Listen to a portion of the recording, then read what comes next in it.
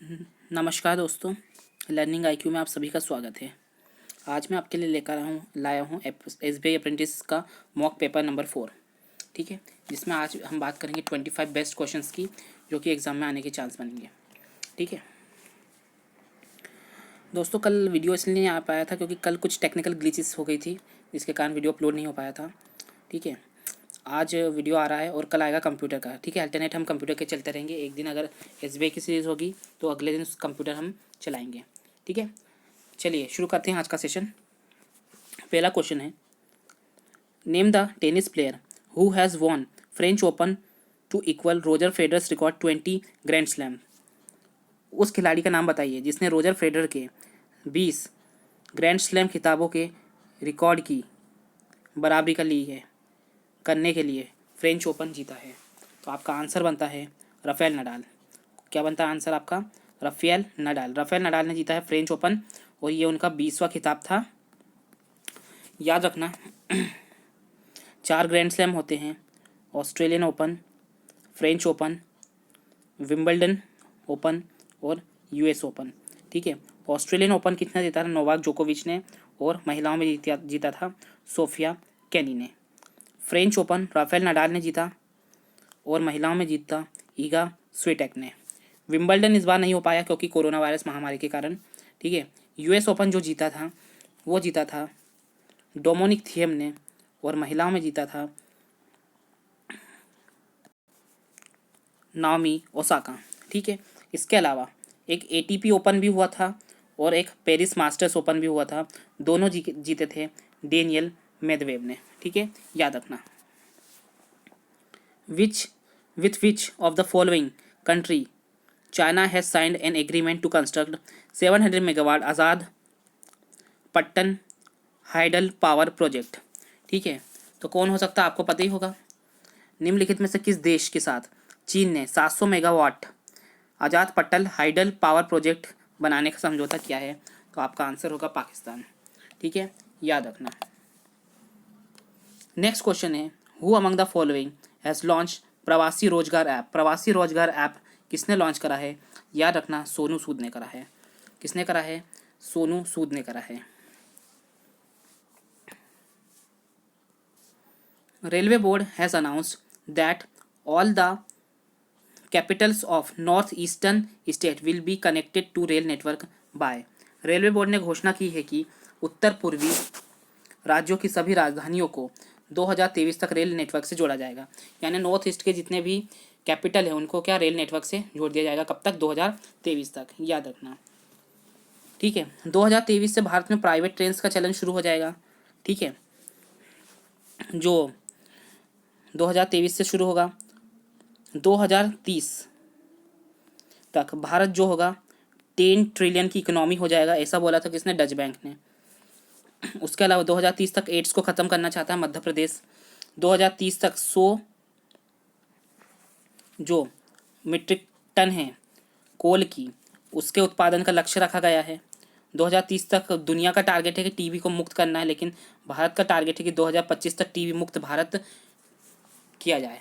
ठीक है, याद रखना। 2026 तक भारत में 35 करोड़, कितने? 35 करोड़ क्या होंगे? 5G यूज़र होंगे। ठीक है, 5G टेक्नोलॉजी यूज़ करने वाले यूज़र होंगे, ये भी याद रखना। नेक्स्ट क्वेश्चन है, India has formed bilateral air travel bubble with which of the following country? निम्नलिखित में से किस देश के साथ द्विपक्षीय एयर ट्रैवल बबल का गठन किया गया है? तो आंसर बनता है ये तीनों, all of this: America, France, Germany, उपरोक्त सभी। ठीक है, न्यूज़ में सुना होगा 5 आई अलायंस का। इसमें कौन कौन से देश हैं? यूएसए, कनाडा, यूके, ऑस्ट्रेलिया और न्यूजीलैंड। ठीक है, याद रखना। और अभी हाल ही में जापान भी इसमें ऐड होने वाला है। Music composer Rajan pass away recently from which state belong to? Music composer Rajan का हाल ही में निधन हो गया है, वह किस राज्य से संबंधित है? तो याद रखना, कर्नाटक से। कहाँ से है? कर्नाटक से संबंधित हैं।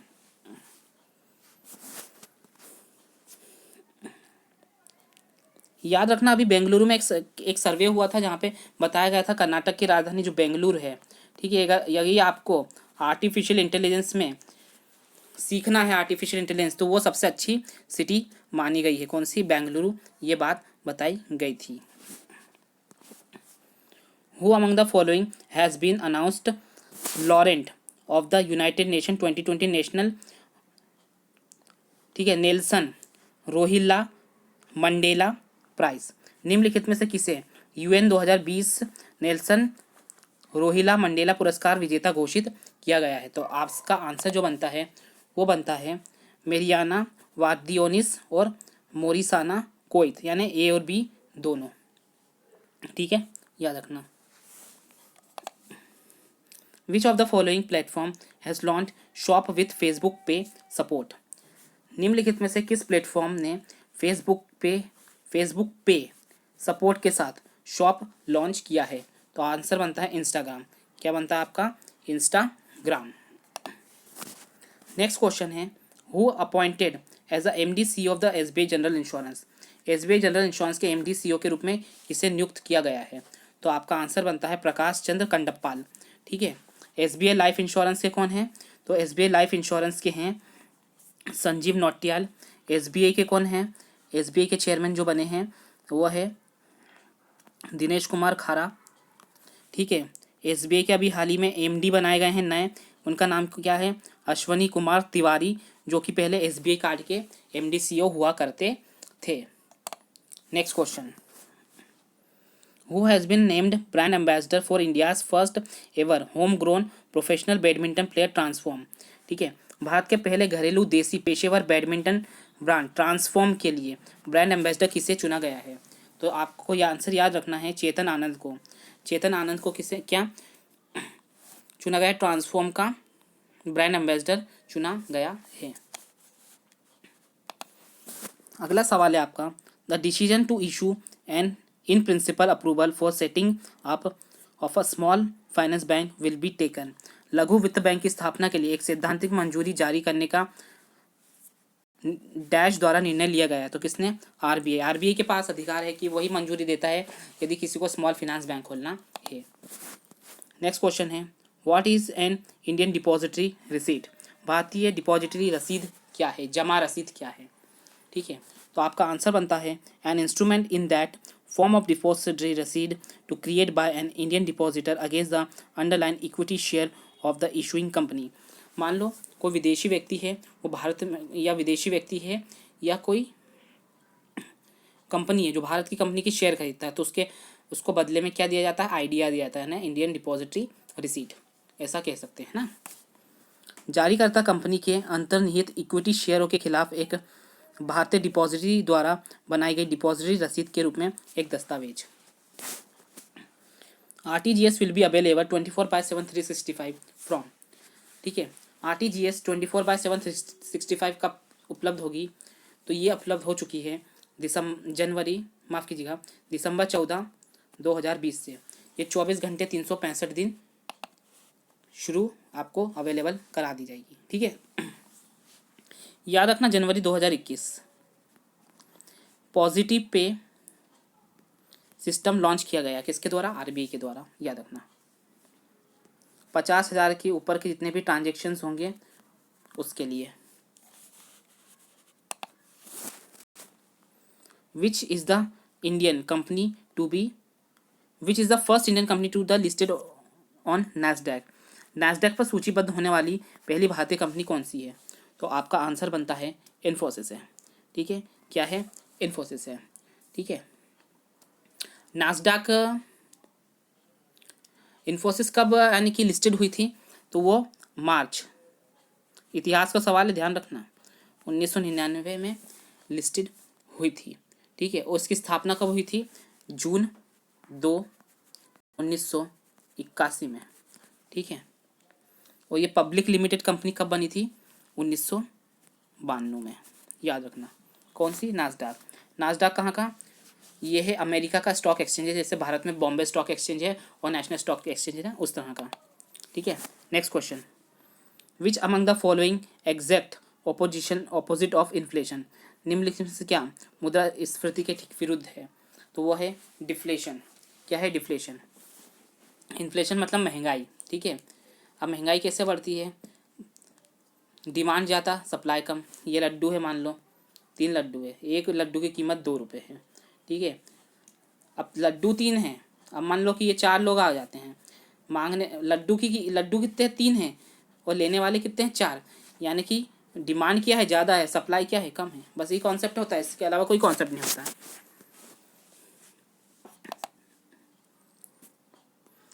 इस तरह से भी महंगाई बढ़ती है। ये कीमत तो 2 है, इनने बोला कि मैं 3 दूंगा तो मेरे को तीनों दे दो। इनने बोला मैं 4 रुपये दूंगा, दे दो। ये बोलता 5। इस तरह से चीज़ें जो कीमत है प्रोडक्ट की वो बढ़ती जाती है, इसलिए तो महंगाई बढ़ती है। अभी पेट्रोल इतना महंगा हो चुका है, 90 के ऊपर लगभग हर शहर में पहुंच चुका है। बड़े शहरों की बात करें तो क्या है वहाँ पे? सप्लाई कम है, डिमांड ज़्यादा है। क्यों? लॉकडाउन के बाद पब्लिक ट्रांसपोर्ट में लोगों ने सफ़र करना कम कर दिया, खुद के वाहन खरीद लिए। अब क्या हुआ? वाहन खुद ने खरीद लिए, लोगों ने खरीद लिए, यानी पेट्रोल की खपत अब क्या होने लगी? ज़्यादा होने लगी, कंजम्पशन ज़्यादा होने लगा। इससे तो महंगाई बढ़ गई ना। पेट्रोल अगर बढ़ता है तो हर चीज़ पे उसका प्रभाव देखने को मिलता है, ध्यान रखना। Who has been nominated as the vice chairman of the international union of railway? अंतर्राष्ट्रीय संघ के उपाध्यक्ष के रूप में किसे नामांकित किया गया है? तो आंसर बनता है अरुण कुमार को। किसे? अरुण कुमार को। FamPay has launch India's first numberless card for teenagers with which bank? तो आंसर आपका बनता है आरबीएल बैंक, माफ़ कीजिएगा आईडीएफसी बैंक, ठीक है। आईडीएफसी बैंक के साथ मिलकर फेमपे ने क्या करा है? किशोरों के लिए पहला नंबरलेस कार्ड जारी किया है, ठीक है। आईडीएफसी फर्स्ट बैंक होगा यहाँ पे, ये गलत लिखा है थोड़ा, ठीक है। सेफ पे किसने लॉन्च करा था? आईडीएफसी बैंक ने करा था। पेंशन को रोको मत किसने करा था? आईडीएफसी बैंक ने करा था। उसके अलावा युवा पे, सेफ पे, माफ़ कीजिएगा, युवा पे और एसएमएस पे ये किसने करा था? यस बैंक ने। और नियर बाय स्पॉट भी किसने? यस बैंक ने करा था। टाइटन पे किसने करा था? एसबीआई ने करा था, ठीक है। भारत इंस्टा पे किसने करा था? एसबीआई ने करा था, ये भी याद रखना। What does R in RTGS stand for? RTGS में आर का क्या मतलब होता है? तो इसका मतलब होता है, यहाँ फुल फॉर्म लिख देता हूँ मैं, रियल टाइम ग्रॉस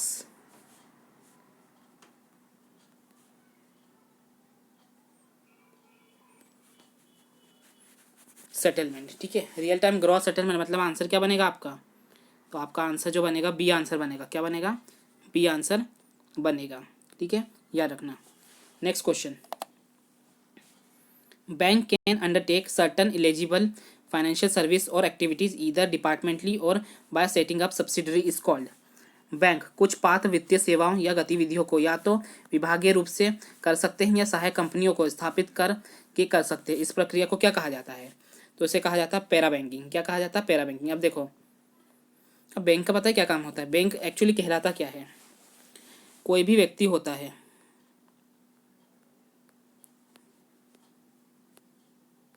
ये है, ड्राइंग पे मत जाना, ड्राइंग बहुत ख़राब है मेरी, है ना। ये व्यक्ति है कोई, ये अजीब सा व्यक्ति बन गया मेरा, चलो इसको छोड़ो। ये कोई व्यक्ति है एक्स वाई जेड, ठीक है। एक्स व्यक्ति जाता है बैंक में, वो क्या करता है? पैसा डिपॉजिट करता है, और ये बैंक क्या करती है? किसी और को क्या करती है? लैंडिंग देती है, यानी तो उधार देती है, ठीक है। अब इसके ऊपर जो तीसरी पार्टी है ये इसको क्या देगी? ब्याज देगी, ठीक है। अब ये जो बैंक, अब व्यक्ति ने क्या करा है? पैसा जमा करा, तो बैंक क्या देगी? इंटरेस्ट देती है, ठीक है। ये तुमने हमको उधार, ये बैंक में पैसा जमा होता है, इसके ऊपर इंटरेस्ट मिलता है, ठीक है। अब क्या होता है कि बैंक का सिर्फ यही काम होता है, क्या होता है? एक व्यक्ति से लेना और दूसरे व्यक्ति को उधार देना, इसी से इकोनॉमी चलती है। लेकिन बैंक कई बार क्या करते हैं? Cheque, debit card, credit card, ये सब जारी करते हैं। वास्तव में बैंक के काम होते ही नहीं है, ठीक है। ये साइड बिजनेस है बैंक का, तो इसी को कहा जाता है पैरा बैंकिंग, ठीक है। यानी कि बैंकिंग ऑपरेशन के अलावा जो बैंक काम करता है वो क्या कहलाता है? पैरा बैंकिंग कहलाता है। आपने देखा होगा एसबीआई जो है एसबीआई की एक अलग अथॉरिटी है कार्ड यानी कि जारी करने के लिए, एसबीआई कार्ड, उसकी एक अलग कंपनी बन चुकी है, सब्सिडरी बन चुकी है, ठीक है, जो कार्ड जारी करती है, ठीक है, पता होगा वो, उसके थ्रू होता है सबका। मैंने उसने सब्सिडी बना रखी है ना, पैरा बैंकिंग कर रहा है वो, इस प्रकार से काम होता है। नेक्स्ट क्वेश्चन है, non performing loans are also known as, गैर निष्पादित ऋण को डैश के रूप में जाना जाता है, तो बैड लोन, क्या जाना जाता है, बैड लोन के रूप में जाना जाता है। व्हाट डस पिलर 3 और बेसल 3 डील विथ, बेसल 3 का पिलर 3 किससे संबंधित है, आंसर बनता है मार्केट डिसिप्लिन से, किस चीज़ से, मार्केट डिसिप्लिन से। Regional and regulation of asset reconstruction companies, ARC by, asset reconstruction कंपनियों का पंजीकरण और विनिमय किसके द्वारा किया जाता है, तो रिजर्व बैंक ऑफ इंडिया, याद रखना। Which act was framed specifically to deal with non performing asset, ठीक है, नॉन परफॉर्मिंग असेट से निपटने के लिए किस अधिनियम को विशेष रूप से तैयार किया गया, तो आंसर बनता है आपका सरफासी एक्ट, क्या, सरफासी एक्ट। नेक्स्ट क्वेश्चन है, when a agent ask customer to invest in a mutual fund product without telling her about the risk of involvement in the investment, the process is term as a, जब कोई agent किसी ग्राहक को mutual fund उत्पाद में निवेश के जोखिमों के बारे में बिना बताए उसमें निवेश के लिए कहता है, तो इस प्रक्रिया को क्या कहा जाता है, तो यह है मिसलीडिंग, ठीक है। म्यूचुअल फंड में क्या होता है, नुकसान भी हो सकते हैं कई बार, ठीक है, कई बार क्या हो सकते हैं, नुकसान भी हो सकते हैं। जैसे अलग अलग कंपनियों में इन्वेस्ट किया जाता है, बैंकिंग सेक्टर हो गया, उसके शेयर्स खरीद लिए, गवर्नमेंट सिक्योरिटीज़ हो गया, उसके शेयर्स खरीद लिए, यहाँ तक कि स्टॉक मार्केट में भी पैसा लगाया जा सकता है। स्टॉक मार्केट क्या होता है, हाईली रिटर्न देता है, यानी कि उसमें रिस्क जाता है, या तो मार्केट ऊपर जा सकता है या तो नीचे भी आ सकता है, उसमें तय नहीं होता कि मार्केट ऊपर जाएगा नीचे जाएगा, नुकसान भी हो सकता है, ठीक है। ये सब चीज़ें क्या होता है, कई बार एजेंट्स नहीं बताते इसके, उसे मिसलीडिंग कहा जाता है, ठीक है। लास्ट क्वेश्चन है आज का, capital market regulator is, capital market का रेगुलेटर कौन है, ठीक है, तो आपका आंसर बनता है सेबी, क्या है, सेबी। सेबी के चेयरमैन अजय त्यागी और अभी हाल ही में एग्जीक्यूटिव डायरेक्टर इनके बने थे जीपी गर्ग, कौन थे, जीपी गर्ग, ठीक है। तो दोस्तों ये था आज का सेशन, उम्मीद है सेशन पसंद आया होगा।